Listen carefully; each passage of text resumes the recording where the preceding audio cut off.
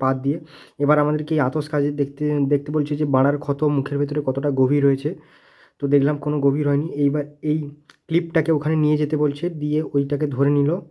এবারে ইঞ্জেকশনটা দিয়ে ওর মুখে বাড়ার ফিলিংস করানো হবে যে তুমি মুখে বাড়া নিয়ে কেমন ফিল করেছিলে। আর ময়লা পরিষ্কার হয়ে গেছে। এবার আবার ক্লিপটাকে ওখানে লাগালাম আমরা। ক্লিপটা লাগিয়ে দিলাম।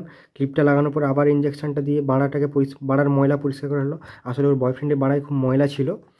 এই বাড়া এর ব্লো জবে বহুত মাল বেরিয়েছে বোধহয়। দেখ শালা কত মাল! উফ! মালে মালে ভর্তি, পুরো ফেদায় ভর্তি হয়ে গেছে মুখটা। তো ফেদাগুলো আমরা মুছে দিলাম। এবারে আমরা এখানে ওর জিভটাকে ছেড়ে দিলাম।